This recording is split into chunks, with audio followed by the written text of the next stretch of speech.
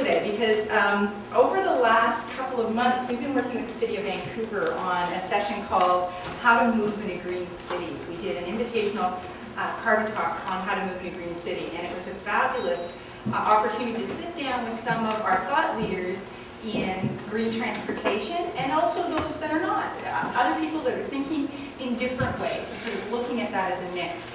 And it was really Jerry Dobrovolny that was kind of the brainchild of all of that, and worked with us on that. So we finished that, and we were just putting the final touches on our final report, and that's just going to go out in the next week or so.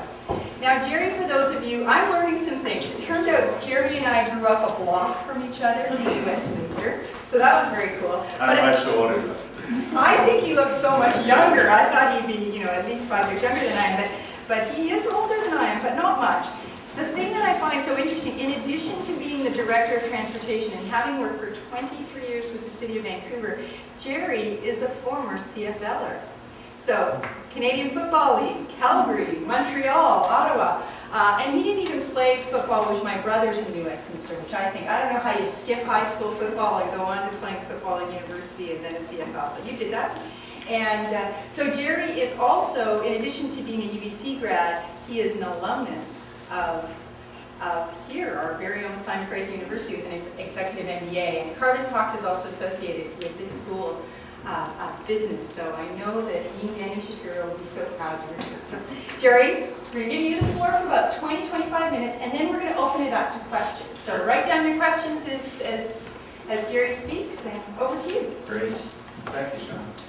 And just give me the hook when we're getting close, because once I start talking, it's hard to stop. And we've got quite a small group here, so I mean, the point of this talk is for you. And so I've got some slides and I'll work through it. And it's a big topic, transportation and cycling, and even cycling is a very broad topic. So at the end of the day, I want to make sure that I get to your questions, or at least try and cover the information that you want to. So make sure that we get into whatever aspects you'd like to ask me about cycling or transportation related. One thing, Sean, I didn't mention, I also add to my moniker, most hated man in the city, in terms of responsible for parking meters, parking tickets, congestion, and depending who you talk to, the lights downtown. And so, I know several of you here. And so, it is an interesting challenge, and I'll talk about that a little bit in terms of change and touching people's values. Because one thing I've learned is that transportation is a value issue. As you're talking to people about transportation, sometimes they don't know why, but it's the innermost feeling they have in their soul. And it's not something you can just talk about rationally and say, well, there's 2 of these and 3 of these, and let's make some trade-offs. It's actually something that they may not even know, but very quickly it becomes an emotional discussion, and very difficult to have a logical discussion once they start to touch people's emotions and their values. And so that adds to the complexity, and they don't teach you that in engineering school. We try to stay with numbers. So today I'll talk about cycling, and I will use the downtown separated bike lanes as a bit of an illustration or example, but I'm happy to talk about the broader context of cycling as well. So the first point I'd like to make is it's not something that's new. It's been a long-standing city priority, cycling has. And I go back to the 97 transportation plan. It's our last comprehensive transportation plan that we did. Gordon Price was on council when it was approved unanimously. Thank you. Before that, I was part of the transportation planning team that worked on that. And at that time, council was very insightful and astute. And I'm not just saying that because Gordon's here. What they wanted was a plan that took the city in a different direction. And they had a pretty good sense that they weren't going to get that just by handing it to the planning department or by handing it over to the engineering department. And in fact, in those days, the planners and engineers didn't get along all that well. So what they did was created a bit of a think tank. Took 3 engineers and 3 planners and pulled us out of our departments, put us away in a think tank and said, come up with something different. And so we did, and there were 2 kind of cornerstone policies that I'll mention out of that because it's guided a lot of our work since then. Number 1 was that we were not going to increase the capacity of the road system for cars. And so we knew there was going to be increase in growth, increase in trips, but what the plan said was we're going to have to do that by walking, cycling, and transit. We're not going to do it by increasing the capacity of the road. Now, part of that is just practical. We don't have a lot of space to widen our roadways. There's buildings on either side. To widen it, we basically have to take out the sidewalks, and that's not a very good idea. And Vancouver made a decision back in the 60s not to build freeways through the city. We're quite unique in North America, and we don't have that.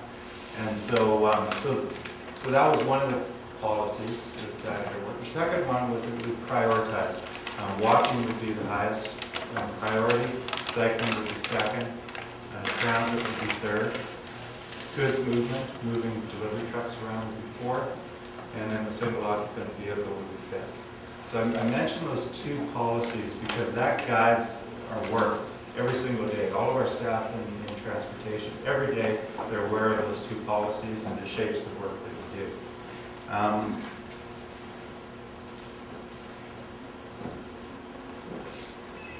So then we take a look at the next decade or 15 years after that plan was approved. And I should mention that a succession of councils all stayed true to those policies. So we actually had MPA councils, we had Coke Council, we had Vision councils. All of those councils have stayed. So whether the political spectrum swung to the left or to the right, on transportation we had consistent policies all the way through. So what happened over the next decade or so? We had a lot of growth in the city. It's been booming. The cities across North America are very envious of the activity, the economy that we've had in Vancouver. Had a dramatic increase in population, increase in jobs, and with that an increase in trips. And I always point that out, that we have 23% more trips moving around the city, whether you're going for a loaf of bread or going to work or home. But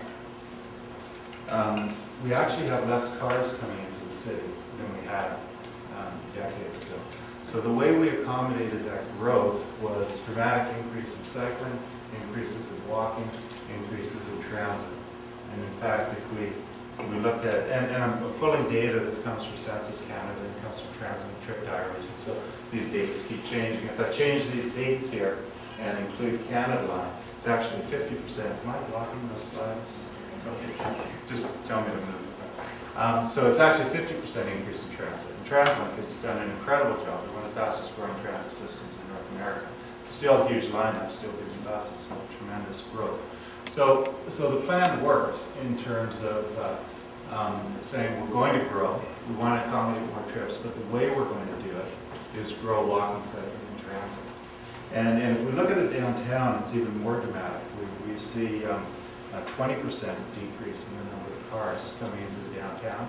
It's about a 75% increase in population in the downtown.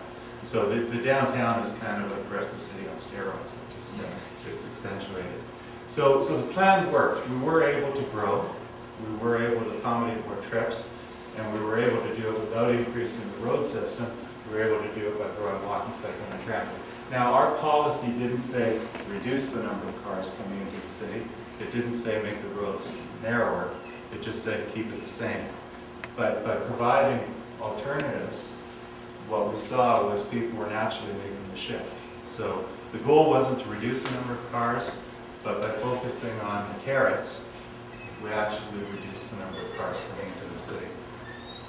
So the future, what does the future like? Well, we want the city to continue to grow. We want to have a strong economy. We want to see growth in population. We want to see growth in jobs. So we look at our past, and that helps us shape our future. So we say, in order for us to continue to grow, in order for us to have a strong economy in Vancouver, for us to see growing jobs, in order, we want to be a place where, and we're on a world stage, probably more so than even a couple decades ago after Expo. We want to attract the brightest and the best from around the world. We want them to come to Vancouver. We want companies to set up head offices here because their key employees want to live in Vancouver. We're already seeing that a lot, is that people want to live in Vancouver. So we want the economy to grow. And the way we do that is we need to be able to keep growing the transportation system. We need to be able to grow the number of trips. And in order to grow the number of trips, you got it, walking, cycling, and transit have to grow. So now I'll talk about cycling, but that's the imperative we have. That's the framework, is to say Okay, well, why do you need to have more cycling? We know it's good, and maybe it's good for the environment, maybe it's good for livability, but why? So that's the reason why, because we want the city to continue to flourish in the next couple of decades. There's other benefits. It makes, less cars, makes the neighborhoods more livable. And I should just mention, in '97, the plan didn't talk about greenhouse gases at all. It was about livability of the city. It was what kind of city do you want? What kind of neighborhoods do you want? And what we heard clearly from all the neighborhoods around the city, we want a city that's less dominated by cars. Now, we have the benefit if we grow walking, cycling, and transit over the next couple of decades, that also reduces greenhouse gases. It also leads to more livable neighborhoods. So they're all aligned to different objectives. So how do we grow cycling, and what would the city look like if we continue out another decade or two? Well, the Olympics were actually a good laboratory for us. It was an experiment, and we